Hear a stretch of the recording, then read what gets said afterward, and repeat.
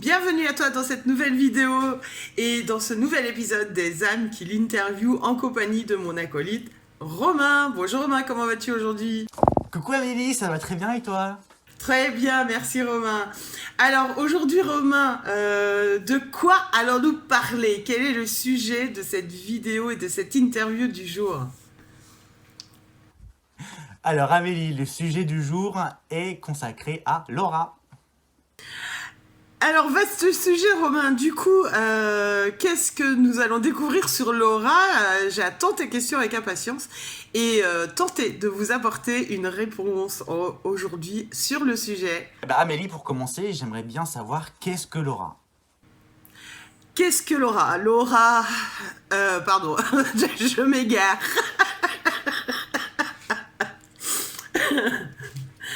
L'aura, c'est donc l'énergie qui vous entoure, c'est ce qui fait partie de votre corps astral.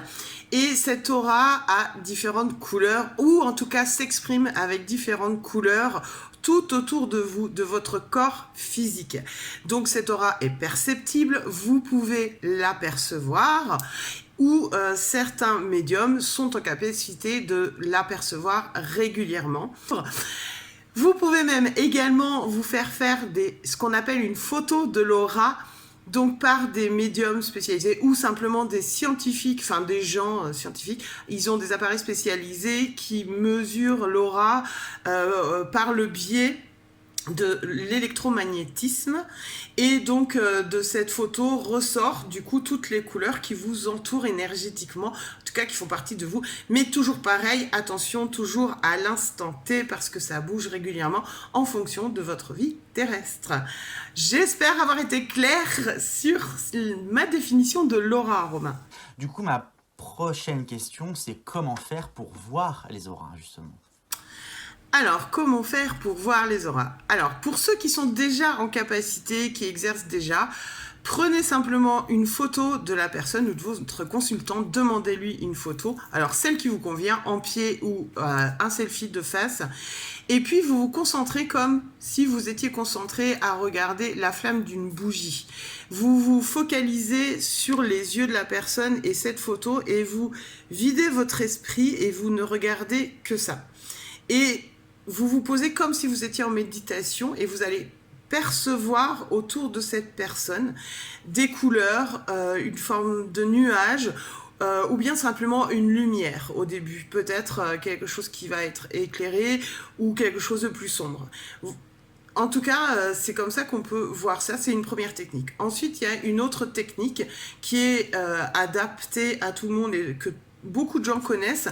Vous prenez une feuille blanche, vous posez votre main sur la feuille blanche, mais alors très blanche, dans un endroit où il n'y a rien autour, juste votre main, et vous vous fixez et vous regardez votre main. Pareil, vous ne bougez pas le regard de votre main, et vous regardez votre main comme si vous regardiez dans le vide. Et au fur et à mesure, autour de votre main, sur la feuille, vous allez voir apparaître, en faisant le vide dans votre tête, dans votre cerveau, voir apparaître différentes couleurs ou une seule couleur ou comme une forme diffuse avec différentes couleurs. Et ça, c'est votre aura que vous pouvez percevoir avec cette technique-là aussi.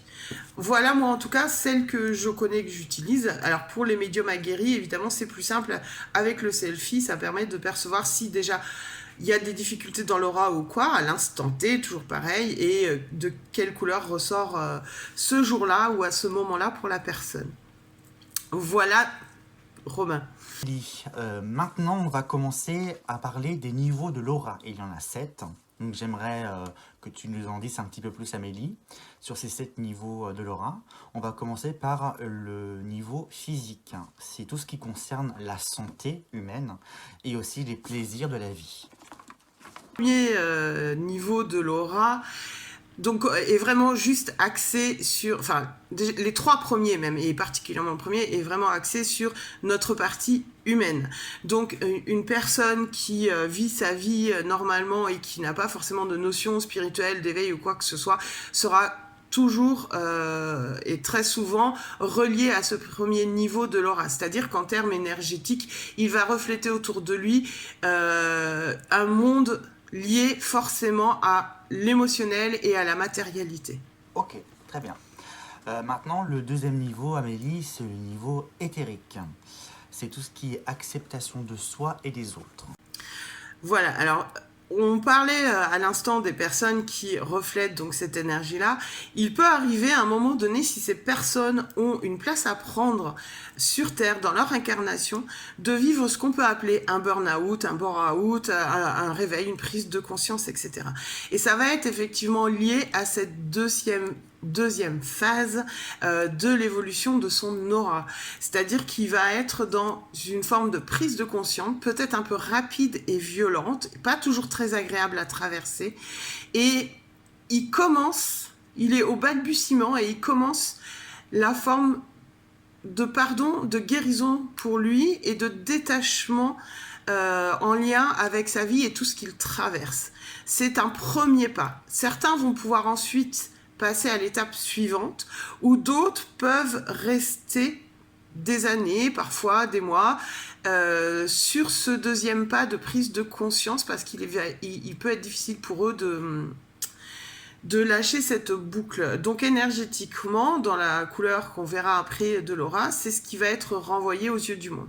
Donc tous ces gens qu'on peut voir, ou qu'on peut, voilà, des dépressifs chroniques, etc., les schizophrènes et tout ça, ça se joue vraiment sur le plan du mental, du psyché, tout ce genre de choses. Donc certains restent bloqués dedans et d'autres réussissent à passer le cap en nombre de semaines, de mois ou d'années, ou certains pas du tout. Mais c'est aussi voué à, attention, à un choix d'âme.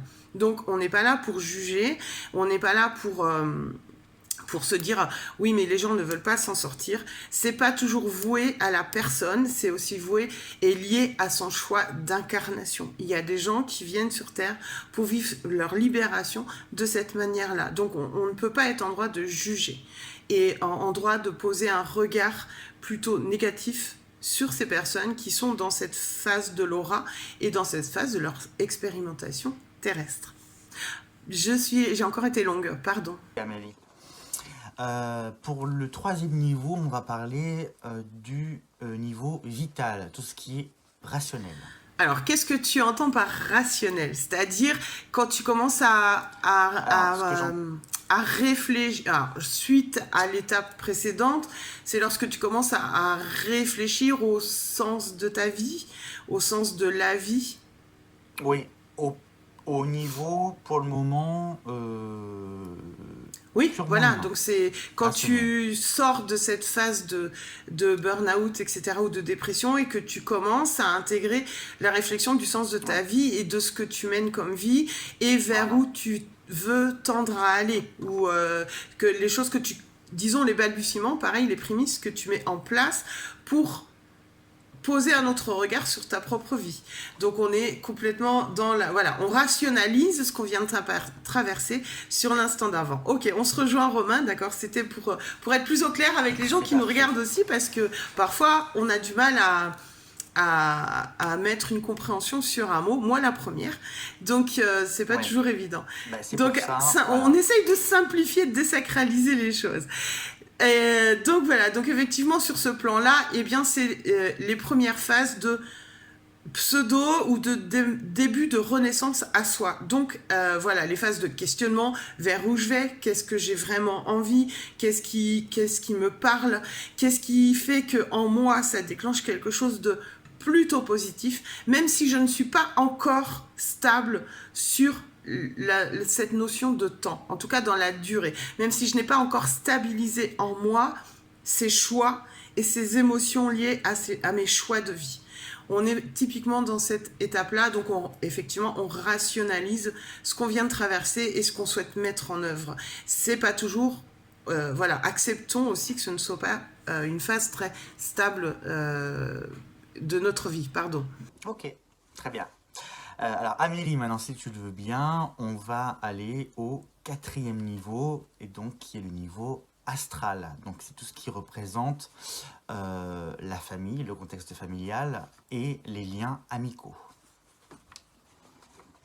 Niveau astral, du coup on a déjà élaboré des stratégies de vie, de changement de direction, etc. Et plus on avance sur ce chemin-là, quand on arrive au niveau astral, du coup on en est au niveau de réflexion et en même temps de début de compréhension que finalement, il y a nos choix d'âme, d'incarnation, et il y a aussi tout ce qui nous entoure. Et on est dans cette phase de prise de conscience de tout ce qui nous entoure. Sur le plan familial, le choix de la famille dans laquelle on a choisi de s'incarner, et le choix des amis, des relations. Donc c'est souvent les phases de nettoyage et de tri, quand on a atteint ce niveau de l'aura, il revient assez régulièrement dans nos vies. Ne soyons pas dupes non plus, c'est-à-dire que qu'importe le niveau qu'on atteint, vu que c'est fluctuant, ce niveau-là, on y retourne assez régulièrement ensuite. Les niveaux les plus bas, beaucoup moins, mais à partir de là, oui. Parce qu'on touche l'énergétique et on touche vraiment un autre domaine de conscience. Et ça touche également tout ce qui va être des lignées familiales, c'est-à-dire on prend conscience également qu'il y a des choses qui appartiennent aussi à toute notre lignée générationnelle. Donc certains vont commencer dans ces phases-là à faire de la généalogie, etc., des thérapies transgénérationnelles et autres, pour aller comprendre et guérir ce qui se joue à leur instant T de vie aujourd'hui, puisque ils sont en train de prendre conscience que ça influe aussi sur leur vie quotidiennement. J'espère que j'ai été claire par rapport... Oui, c'est parfait, c'est très bien. C'est exactement la réponse que j'attendais. C'est parfait. Rapidement, on va faire le 5e et le 6e niveau. Je vais les faire en même temps. Ça concerne la partie mentale inférieure, donc tout ce qui est en relation avec l'alignement et donc la volonté divine, et le mental supérieur, la connexion à l'amour universel ou à l'amour divin. Alors, le mental inférieur et le mental supérieur, ils sont du coup très liés tous les deux, effectivement, comme tu le dis très bien.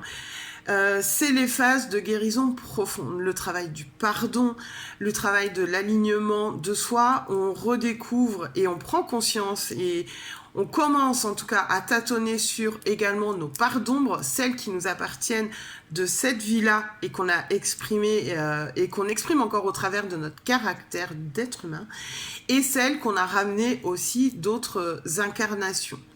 Et tout ça se joue un peu sur ces deux plans-là de l'aura, puisqu'il y a vraiment les phases de guérison et que là, on intervient vraiment à apaiser ce qu'on appelle l'ego, le mental, et on intervient vraiment à se guérir à l'intérieur et au plus profond de son ADN, de tout ce qui est cristallisé, etc. Donc on va libérer petit à petit pour étendre avec son alignement sur le plan divin, âme, esprit, corps, puisque on lâche au fur et à mesure nos pardons, donc des croyances, plein de choses, et on fait de plus en plus confiance en son intuition, du coup. On se pose beaucoup moins on se questionne, mais pas sur le plan humain, on est beaucoup moins sur le plan humain, du coup, du questionnement. On est dans la réalisation de soi. On commence la réalisation de soi. Ok, très bien. Maintenant, Amélie, si tu veux bien, on va attaquer le dernier, le 7e niveau. C'est le niveau spirituel, donc le niveau intuitif.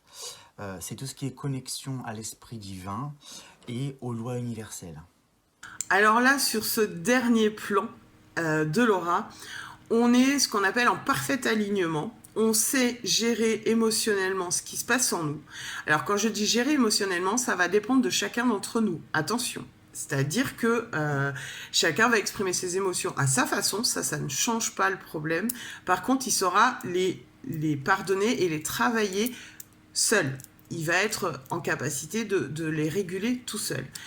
Et on est sur le plan sur lequel on se fait totalement confiance en ce qu'on transmet aux gens et de ce qu'on vit et de ce qu'on envoie et surtout de son intuition.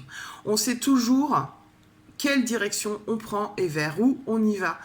Et comment on y va, ça, finalement, on n'y prête pas qu'à. Parce que justement, on est sur le plan de la connaissance universelle et de la récupération de cette claire connaissance avec la personne que l'on est aujourd'hui, et on en a totalement conscience et on est pleinement en en parfaite harmonie avec cette conscience-là du fait de ne pas avoir les réponses à chaque instant du pourquoi et du comment, mais par contre de les recevoir, de les écouter et de faire confiance à tout ça.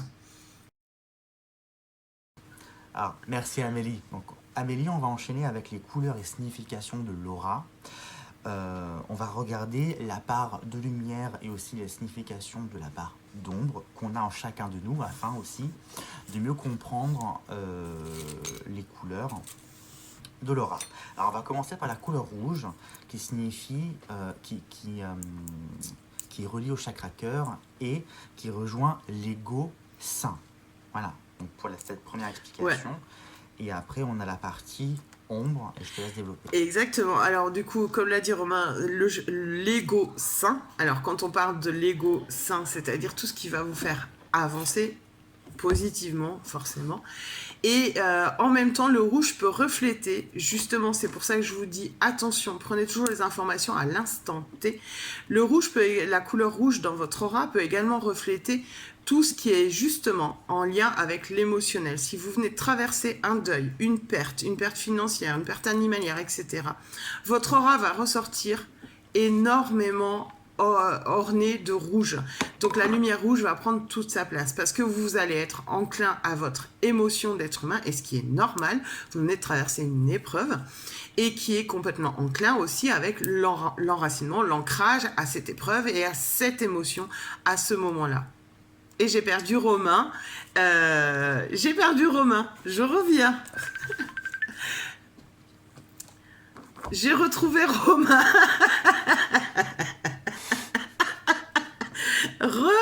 Romain. Mais Romain... Ah non, je croyais que tu étais bugué. Non, c'est bon, Romain n'est pas figé. Donc voilà, tout ce qui est en lien avec l'émotionnel, donc en lien avec la Terre et avec notre nature humaine.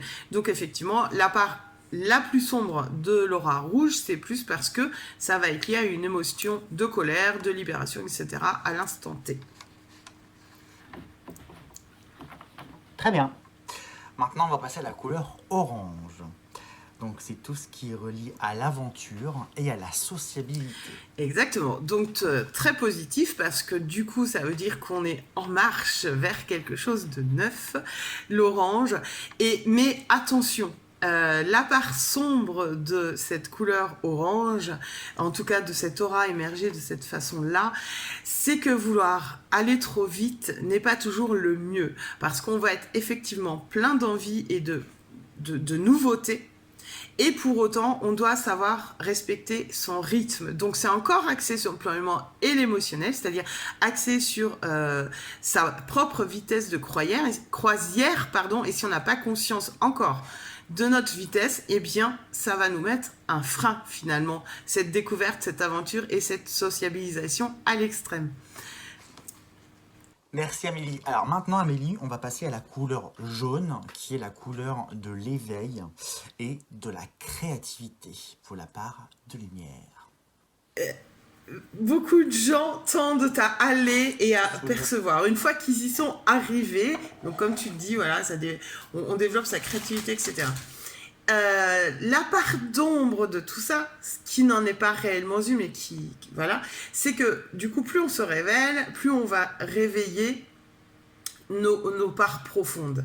Et parfois, on reste, quand on est sur cette couleur jaune de l'aura, sur du coup notre zone de confort face à la créativité. On va avoir du mal à oser. On va avoir du mal à sortir de ce qu'on connaît, les techniques qu'on a appris, la formation, etc., nos outils, nos petits doudous, et tout ça, et tout ça. Ça va être ça qui va faire que dans cette phase jaune de l'aura, on peut être dans des moments assez mitigés, de se dire je suis en stagnation, et en même temps, bah oui, mais il se passe quand même des choses.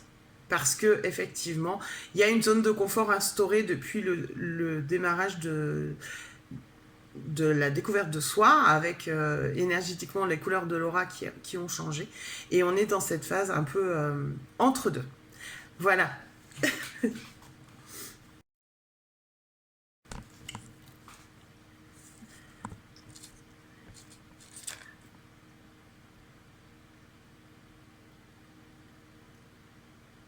Et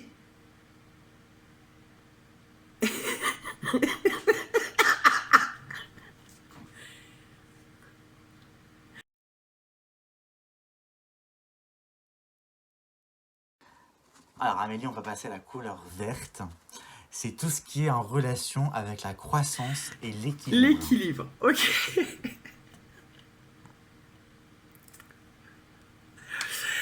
Alors, dans sa part la plus sombre, l'équilibre va exprimer, eh bien, justement, nos parts sombres, c'est-à-dire en lien avec le transgénérationnel, avec nos incarnations précédentes, puisque nous avons tous été à un moment donné bourreaux, victimes, etc., exploitants de l'ombre. Donc c'est tout là qui commence à se révéler pour soi. Et ça va être la difficulté de ce passage dans cette couleur de l'aura, parce que c'est ce travail de transition et d'acceptation de ces vies de l'ombre et de nos ombres les plus ancrées, les plus profondes, qui se révèlent à nous et dont on va devoir en accepter la pleine intégration et les intégrer et les pardonner, surtout pour en récupérer la puissance et non pas pour se laisser embarquer. Très bien, merci Amélie. Alors maintenant, on va passer à la couleur bleue, qui est en relation avec la sensibilité et l'intuition, Amélie. Une fois qu'on est arrivé dans ce palier de couleur bleue, la part d'ombre, si on peut appeler ça comme ça va être l'hypersensibilité à l'extrême et l'empathie, etc., qui se révèle, en fait, qui se révèle à nous et donc qui se révèle à notre énergie. Et on peut, du coup, même si on commence cet alignement, être dans les formes d'absorption énergétique. Donc on va prendre ce qui nous touche, ce qui est autour de nous. Alors prendre, attention, toujours pareil, c'est-à-dire que ça peut perturber votre environnement énergétique par le fait que vous êtes une éponge en fait et vous êtes hyper empathe et hyper sensible, donc tout ce qui est dans votre environnement va jouer sur votre émotion du moment en tant qu'être humain. Donc après c'est super bien parce que du coup l'intuition commence, comme tu l'as dit très bien, à être en exergue et à s'inscrire dans votre vie. Et en même temps, cette sensibilité aussi. Donc, il peut y avoir une forme de dichotomie que vous pouvez vivre. On en vit tous, évidemment, et ça fait partie de la nature humaine. Mais là, elle peut être un peu juste amplifiée. D'accord. Très bien, merci Amélie. On va passer maintenant à la deuxième moitié, donc à la couleur violette, qui est en relation avec l'autorégulation sur tout ce qui est émotionnel humain et spirituel. Donc, quand on est dans cette aura violette dans laquelle on exerce enfin son intuition, ses capacités, etc., on exerce aussi, du coup, nos parts d'ombre, celles qui sont engrammées et cristallisées au cœur de nous. Donc, on va aller les réveiller et on va avoir le sentiment de vivre parfois des schémas émotionnels, humains, qu'on a déjà traversés il y a 10 ans ou 20 ans en arrière, parce que ça peut creuser sur notre propre petite enfance de cette vie-là et toutes les blessures qui sont liées à ça sur le plan émotionnel. Donc ça va être la partie la plus sombre lorsqu'on est sur ce plan d'élévation de l'aura et avec lequel on va avancer puisqu'on a su traverser toutes les autres étapes. De toute façon, il n'y a aucun souci. Alors maintenant, Amélie, on va parler de l'argent. Je parle bien sûr de la couleur. C'est tout ce qui est lié à l'abondance physique et spirituelle. Donc la couleur argent qui est reliée, comme l'a dit Romain, positivement à tout ce qui est abondance financière et spirituelle, correspond aussi dans sa phase la plus sombre à nos nœuds, à nos blocages profonds en lien avec l'énergie de l'abondance. Donc c'est ce que ça va révéler chez nous, nos boucles, nos ancrages par rapport à ça et par rapport à ce qu'on a ramené. Alors, c'est pas un problème de karmique en soi, c'est tous ces résidus qu'on a stockés de vie en vie, en fait, et qui se traînent là comme un boulet derrière nous. Donc, dans cette phase-là, c'est ce qu'on est amené à travailler pour réguler l'abondance et rééquilibrer notre vie sur Terre et l'ouverture à l'abondance sous toutes ses formes et accepter. La difficulté, c'est l'acceptation de l'abondance aussi parce qu'elle prend plusieurs formes. Voilà pour la couleur argent, Romain. Alors Amélie, on va passer à la couleur or. La couleur or, ça correspond à la protection divine. Donc la protection divine, Voilà. Une fois qu'on en arrive au stade de la protection divine, là, la partie sombre, ça va être de ne pas rester aux prises. Et il y en a beaucoup à qui ça arrive à cette forme d'ego spirituel. Alors, je ne parle pas d'ego en termes péjoratifs. Je parle d'ego spirituel en termes de je suis toujours sûr de moi parce que j'ai pris confiance en moi, et ce qui est très bien. Mais pour autant, ça peut déclencher une autre boucle, un autre schéma de fonctionnement de votre nature profonde humaine et dont vous ne pouvez ne pas en prendre conscience. Et c'est toujours important du coup de se repositionner en tant qu'être humain quand on en est à cette phase-là de l'éveil. Pensez que votre mental, il agit. Il est là et il est présent et c'est très bien comme ça. Et ça va être ça la difficulté, j'aime pas appeler ça une difficulté, mais en tout cas la problématique que vous pouvez traverser quand vous êtes arrivé à ce niveau de conscience et de cette couleur de votre aura. Alors Amélie, on va passer à la couleur noire. C'est l'avant-dernière couleur. C'est en relation avec les problèmes de pardon, problèmes à pardonner et à se pardonner. Le noir n'est pas forcément une des couleurs les plus saines de notre aura, ce qui est logique et normal puisque c'est lié à tout ce qui peut entraver, perturber ou déranger notre aura, donc notre corps astral énergétique qui nous entoure. Donc si on perçoit du noir, c'est parce qu'on peut être dans une phase où on doit continuer de travailler profondément le pardon, ou bien lié à nos pratiques spirituelle, et du coup par cette hypersensibilité, cette hyperempathie, on a réceptionné des choses dans notre aura. Donc on a réceptionné des entités, des résidus, des choses énergétiques qui ne nous appartiennent pas mais qui vont absorber notre énergie vitale et celle de notre aura. Donc c'est pour ça qu'on peut percevoir cette couleur noire. Donc à ce moment-là, bon bref, on expliquera après comment on peut avancer dessus. Merci Amélie. Alors Amélie, la dernière couleur, c'est donc la blanche, c'est la vérité et la pureté. C'est quand on a vraiment atteint le sommet, le summum, je dirais, au niveau de l'aura et de la compréhension. Quand nous sommes arrivés à cette phase que l'on appelle illumination, donc notre aura se révèle sous cette couleur blanche lumineuse, très claire. Et on en est au stade où en fait on est juste en train d'accueillir et de voir notre vérité, c'est-à-dire qu'on se connaît quasiment, enfin qu'on se connaît très bien, parfaitement sur tous les plans, de notre corps physique, de notre corps émotionnel, de la santé, etc. On sait où sont nos limites, on connaît notre positionnement et on est dans un parfait état d'alignement. Cela ne veut pas dire pour autant que nous avons atteint le point culminant de cette illumination. C'est notre vérité avec le choix d'âme et le choix de parcours d'âme que l'on incarne. Donc avec nos responsabilités ou non. On n'est pas un yogi, on n'est pas un Bouddha, on n'est pas Jésus et on n'est pas seul face au monde pour atteindre ce point culminant d'illumination. On évolue dans cette énergie-là. Pour autant, repositionne toujours en tant qu'être humain les choses et on n'est pas forcément voué à atteindre ce point culminant d'illumination. Voilà Romain, on a fait enfin le tour. Ça nous a pris beaucoup de temps, il y a beaucoup de rushs qui ont été coupés les amis, pour arriver à cette dernière lumière de l'aura. Merci Amélie. Alors, si vous vous posez la question, oui, j'ai changé de casque parce que mon premier m'a lâché, donc d'où cette élégance que vous pouvez noter.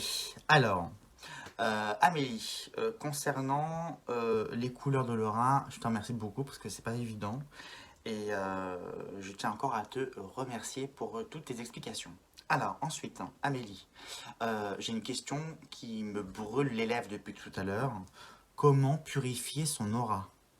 Alors, comment purifie-t-on son aura? Alors, si on est déjà médium, en capacité, qu'on exerce, que ça fait partie de notre mission, on doit déjà commencer à savoir et à le comprendre. Donc, c'est ce que vous allez appeler, ça va se faire par le biais d'un soin de réalignement de chakra ou bien d'un soin de nettoyage énergétique de base. Et pour toute autre personne, eh bien, je vous invite à aller consulter parce qu'effectivement, il peut être nécessaire quand vous êtes en plus aux prises à cette couleur noire de l'aura, d'aller faire vérifier que c'est quelque chose qui vous appartient ou si c'est une énergie extérieure qui vient perturber votre corps éthérique, donc votre aura. Donc, voilà comment on peut purifier son aura. On peut également purifier son aura si on connaît aussi ce que j'appelle nos points sacrés sur Terre, c'est-à-dire des lieux qui nous sont dédiés, des lieux auxquels on sait qu'on a un lien puissant, et y aller et aller se connecter à ce lieu-là, et demander à ce que le nettoyage se fasse. Pour ceux qui sont plus poussés, de travailler avec tout ce qui va être élémentaux, anges et archanges, pour la purification de votre corps éthérique. Donc, leur demander en méditation, avec les outils que vous utilisez habituellement, pendules, etc., que vous avez besoin de vérification ou autre, pour ce nettoyage d'aura. Donc ça, voilà. Alors ça reste un peu particulier et effectivement quand on commence ou quand on est dans les balbutiements de la spiritualité, en tout cas de ses potentiels, de développer ses potentiels et tout ça, c'est pas forcément simple et c'est pas forcément un travail qui est donné de faire à tout à chacun au démarrage. Ça va être important. Moi la première je l'ai fait, je me suis fait aider au début parce qu'on pouvait percevoir des choses dans mon aura. Donc je prenais rendez-vous, je prenais consultation. Au jour d'aujourd'hui, je régule de moi-même les choses, donc je le fais pour les autres. Voilà, les techniques pour purifier son aura, donc ce qui marche, donc les élémentaux, si vous travaillez avec eux, les fées, etc. Et il y en a une autre aussi, c'est les douches en conscience. Voilà, prenez une douche en conscience et que vous demandez un nettoyage de lumière. Voilà, Romain, pour les quelques techniques que j'expose ici, mais il y en a 150 000. Merci Amélie d'avoir répondu à toutes mes questions. J'en aurai une dernière pour clôturer cette interview. Est-ce que tu fais des soins de l'aura? Alors oui, forcément, puisque je fais des soins de dégagement et de nettoyage énergétique. Donc dans ces soins, systématiquement, je vais vous demander un selfie. Parce que le tout premier travail qui se met en œuvre lors de ces soins, c'est le réalignement des chakras et le nettoyage de l'aura. De voir énergétiquement vos perturbations.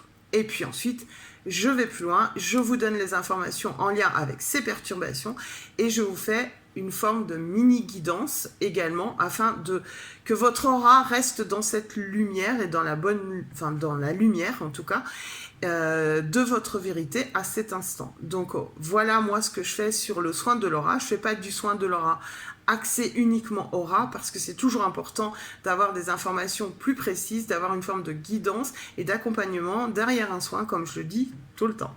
Donc ça en fait partie dans mes soins de dégagement et de nettoyage et qui vont dégager votre aura et l'aura de votre environnement, de vos animaux, de vos proches et de votre lieu de vie. Voilà Romain. J'espère avoir répondu à toutes tes questions assez clairement et fluidement aujourd'hui. Merci Amélie en tout cas de toutes tes explications. Amélie, il est temps pour moi de te quitter. Je te remercie d'avoir gentiment répondu à toutes mes questions. Merci beaucoup d'avoir fait cet échange avec moi sur l'aura. Dans la prochaine vidéo, sujet aussi intéressant et passionnant sur le karma. Alors merci Romain pour tes questions sur l'aura aujourd'hui. Merci d'avoir écouté jusqu'au bout cette vidéo. Vous découvrirez bien évidemment le bêtisier en fin de vidéo comme à chaque fois. Et merci de vous abonner à cette chaîne, d'activer les cloches de notification pour découvrir quand sortira le prochain épisode des âmes qui l'interviewent. À très bientôt sur ma chaîne et au plaisir. Merci Romain. Ciao. Je te fais de gros bisous. Gros bisous à vous tous qui nous regardez et Amélie, je te dis à très bientôt. Bisous. Mouah.